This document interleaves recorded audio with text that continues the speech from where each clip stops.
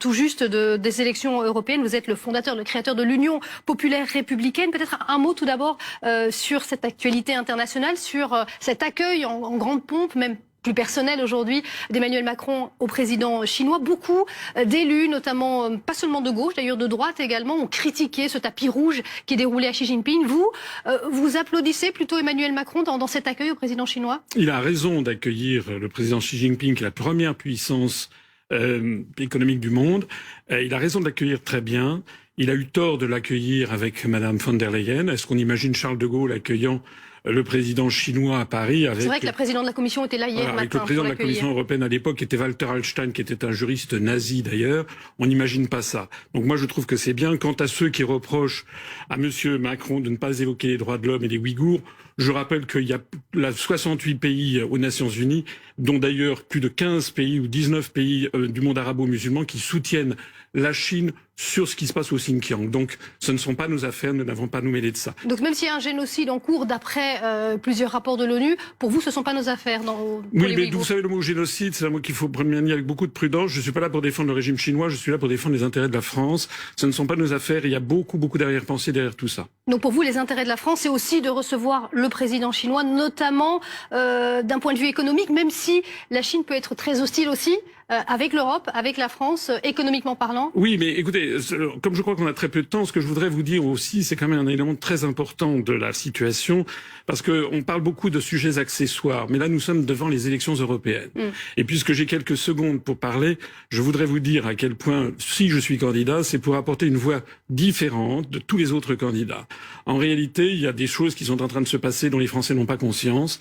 Ces choses, c'est que probablement Madame von der Leyen va être remplacée par le monsieur Draghi, Mario Draghi, qui a été président de la Banque centrale européenne, et il a annoncé qu'il voulait transformer l'Union européenne en un État.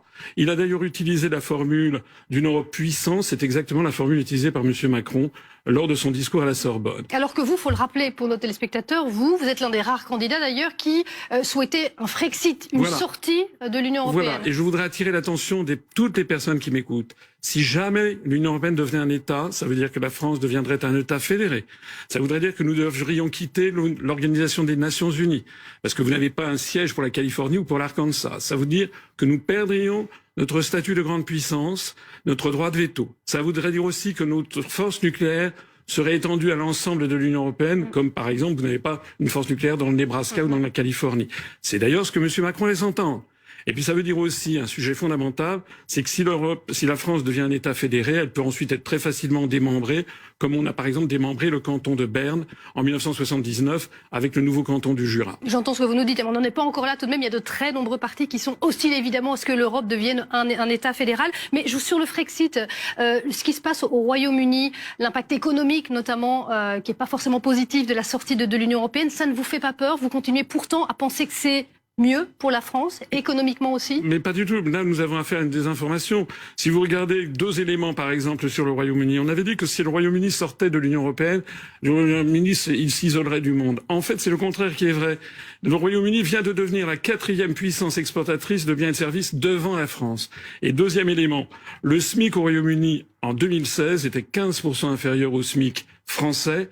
Il est devenu désormais, en 2024, 10% supérieur. C'est-à-dire que le niveau de vie des Britanniques augmente beaucoup plus vite qu'en France.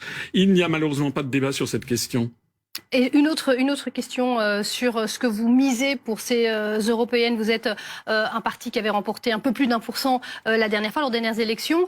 Quel est votre score? Quel est votre objectif lors de ces prochaines élections? Très sincèrement, quand je vois, on avait fait 1,2%. Depuis lors, le nombre des consultations sur Internet de notre chaîne de télévision UPR TV, par exemple, explose. On est bientôt à 100 millions de vues cumulées. C'est la chaîne de télévision la plus regardée de tous les partis politiques français. Honnêtement, je pense que nous pouvons dépasser les 5% et avoir nos premiers députés. En attendant, déjà, si on dépasse 3%, nous serons remboursés, ça j'en suis quasiment certain, puisque des vrais sondages, vous savez qu'il y a des sondages un peu secrets, des vrais sondages qui sont faits notamment par des ministères de souveraineté, nous donnent en ce moment entre 3,5 et 4. Et donc moi je pense que nous pouvons atteindre les 5%. On ne pourra pas faire le Frexit, pas plus d'ailleurs que les autres pourront changer l'Europe.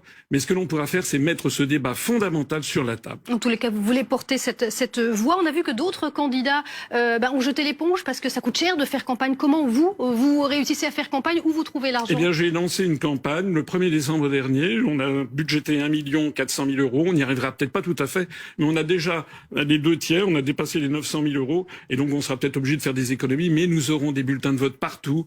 Et nous avons une liste qui, au moment même où je vous parle, vient d'être déposée au ministère de l'Intérieur. Merci beaucoup, François Asselineau, d'être venu sur